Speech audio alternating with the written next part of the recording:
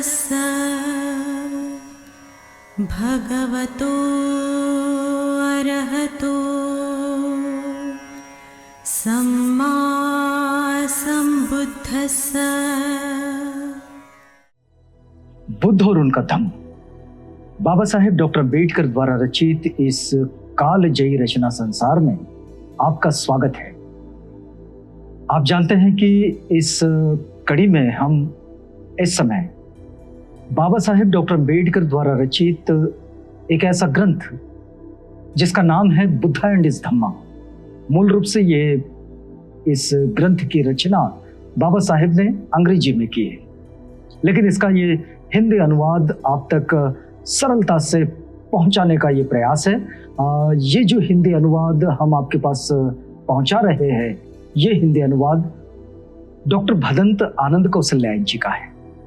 हमने पिछली कड़ी में देखा कि कैसे राजकुमार सिद्धार्थ जब अपने घर से बेघर हुए और उन्होंने प्रव्रज्ञा ग्रहण कर अनुमा नदी के तट को पार करने के लिए अपनी तैयारी शुरू की, कपिलवस्तु की सीमा से बाहर वे जाने लगे और उनका मित्र छन्न और उनका प्रिय घोड़ा कंथक ये उनके साथ उनके पीछे पीछे चल दिए अनुमा नदी के तट तक। अब वहां पहुंचने के बाद छन्न ये बिल्कुल सह नहीं सका कि उसका प्रिय, उसका सखा राजकुमार ये घर से बेघर होकर कहां जंगलों की खाक चांदने जा रहा है, ये जंगलों में कहां दर दर भटकने जा रहा है। और फिर छन्न ने पुनः एक बार ये प्रयास करना शुरू किया कि यहां से राजकुमार को वापस महल की ओर ले जाया जाए। और तब फिर एक बार राजकुमार सिद्धार्थ ने छन्न को समझाया कि छन्न, तुम्हारा ये जो प्रेम है, तुम्हारी ये जो दोस्ती है, ये जो मैत्री है, ये जो विश्वास है, इसके प्रति तो मैं कृतज्ञता व्यक्त करता हूं। तुमने तुम्हारी ओर से पूरी कोशिश की है कि तुम मुझे किसी तरह का दुख ना पहुंचे, इसके लिए प्रयासरत रहे और इसके लिए मैं तुम्हारा कृतज्ञ हूं। लेकिन छन्न, एक बात तो है कि यदि कोई अन्य विपरीत घटनाएं घटित ना हो तब भी मृत्यु ये एक ऐसी घटना है जो हम सबको अनिवार्य रूप से एक दूसरे से विलग कर ही देती है, पृथक कर ही देती है, अलग कर ही देती है। और फिर छन्न ने इस बात को सुनकर पुनः एक बार फिर खिन्नता में डूब जाता है। और फिर अब आगे की बात यहां से बढ़ती है आगे। तथागत इसमें जो राजकुमार सिद्धार्थ कहते हैं छन्न से कि जैसे पक्षी अपने विश्राम वृक्ष पर इकट्ठे होते हैं किंतु फिर नाना दिशाओं में उड़ जाते हैं, यही प्राणियों की दशा है और उनका भी वियोग अवश्यंभावी है। इसलिए ये बात तो बिल्कुल सत्य है कि जहां प्रियों का वियोग होता है वहां दुख हो सकता है, होता भी है। लेकिन ये तो प्राकृतिक सत्य भी है कि सारे पक्षी इकट्ठे होते हैं, एक वृक्ष पर आ जाते हैं, विश्राम करते हैं, लेकिन फिर उसके बाद सब अलग अलग दिशाओं में उड़कर चले जाते हैं। और ये जो वियोग है, ये वियोग तो अवश्यंभावी है। फिर वे कहते हैं कि जैसे बादल एकत्र होकर फिर पृथक पृथक नाना दिशाओं में चले जाते हैं, यही प्राणियों की दशा है और उनका भी वियोग अवश्यंभावी है।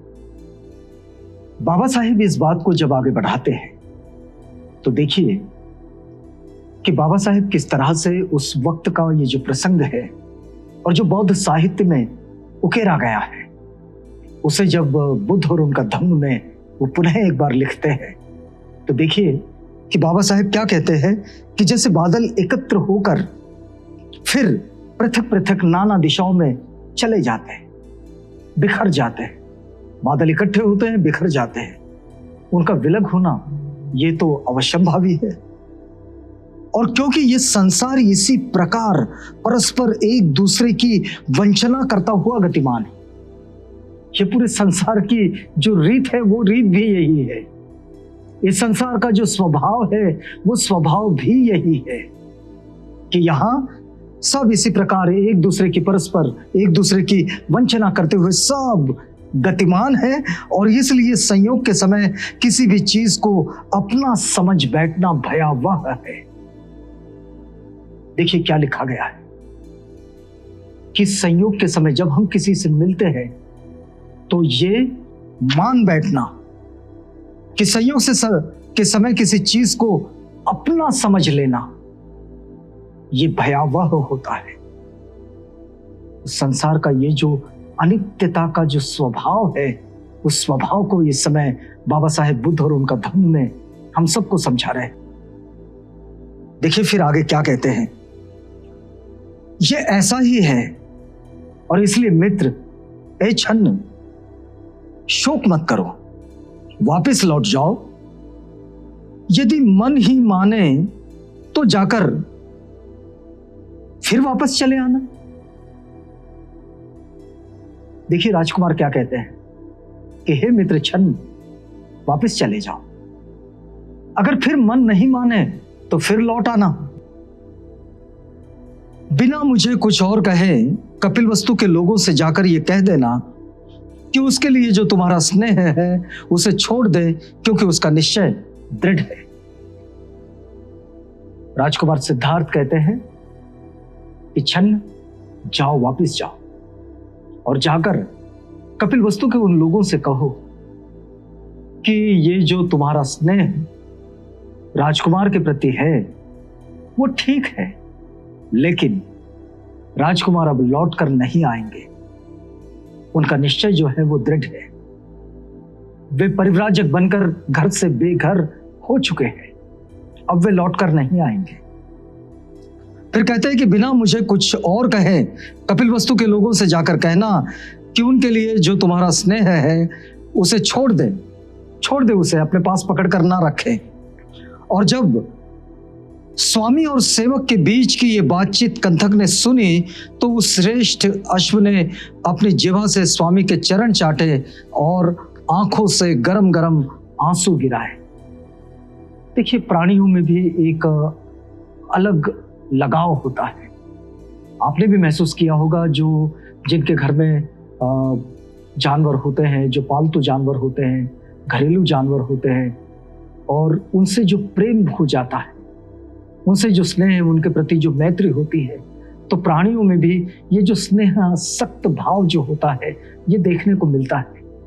यहाँ कंथक जो कि राजकुमार सिद्धार्थ का एक प्रिय घोड़ा है, ये घोड़ा भी जब छन्न और राजकुमार का ये संवाद चल रहा था तो उसने अपनी जीभ से राजकुमार के चरणों को चाट लिया और अपनी आंखों से गरम गरम आंसू बहाए, उसकी आंखों से पानी निकल आया।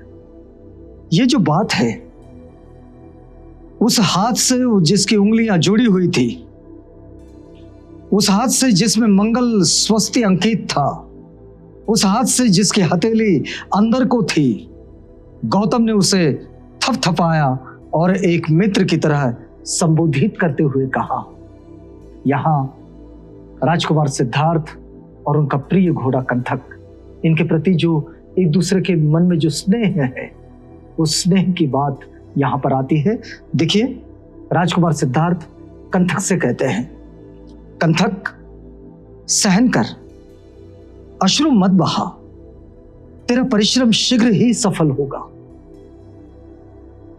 कंथक से कहते हैं कि आंसू मत बहा, सह ले। ये जो सारा प्रकरण है, सारी घटना है, ये जो सारी स्थितियां हैं, सारी परिस्थितियां हैं, इनको सह ले, ये बदल जाएगी, तेरा परिश्रम शीघ्र ही सफल होगा। जब छन्न ने देखा कि अब शीघ्र विदा होना ही होगा तो उसने गौतम के उस परिव्राजक रूप को नमस्कार किया, वंदन किया।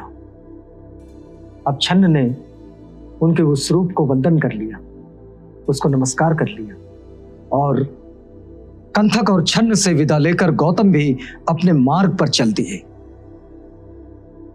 छन्न ने जब देखा कि उसका स्वामी राज त्याग कर परिव्राजक का वेश धारण किए चला जा रहा है, उससे ना रहा गया। वो अपने हाथ उठाकर जोर से चिल्लाया और जमीन पर गिर पड़ा। छन्न के लिए ये पूरा जो घटनाक्रम है ये बड़ा असहनीय था, क्योंकि उसके बाल्यकाल से ये कंथक और ये छन्न, ये दोनों राजकुमार के संग बिल्कुल ऐसे थे जैसे उनकी छाया हो।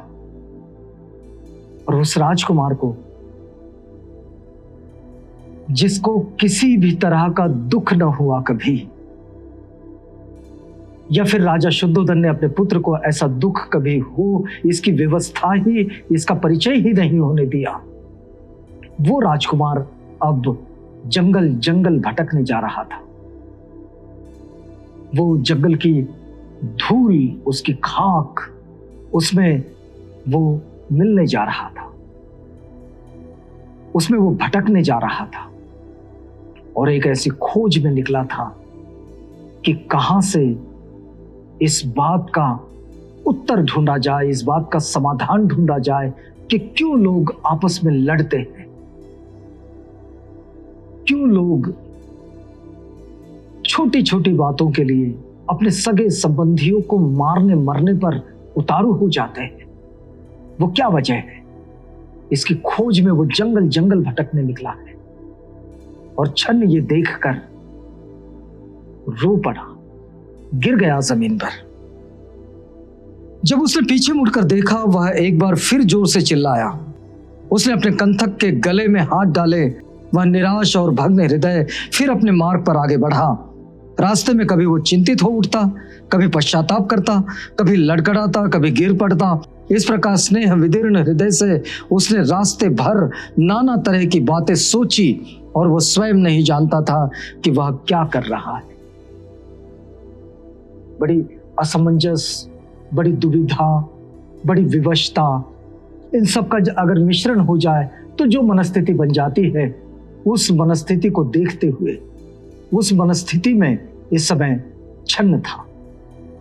उसने राजकुमार को जाते हुए देखा, अपने कंथक के गले में हाथ डाल दिए और उसके संग वो चल दिया कपिलवस्तु की ओर। अनुमा नदी को छोड़कर, अनुमा नदी के उस तट पर जहां राजकुमार कपिलवस्तु की सीमा से पार जा रहे हैं परिव्राजक बनकर, और छन्न घोड़े के गले में हाथ डालकर, कंथक के गले में हाथ डालकर वो कपिलवस्तु की ओर लौट रहा है। और ये दृश्य दोनों के लिए, कंथक के लिए और छन्न के लिए, बड़ा दुखदाई, बड़ा पीड़ादायी है। और राजकुमार अपने दृढ़ निश्चय के साथ, अपने संकल्प के साथ जंगल की ओर चलती है। तो यहां हम रुकेंगे। बुद्ध और उनका धम्म, इस कालजयी रचना संसार का ये बड़ा ही महत्वपूर्ण प्रसंग इस समय हमने आप तक पहुंचाया। यहां रुकते हैं इस वादे के साथ कि कल आपसे पुनः भेंट होगी, जब हम बुद्ध और उनका धम्म इस ग्रंथ की अगली कड़ी से आपको जोड़ेंगे। तो तब तक के लिए हमें इजाजत दीजिएगा।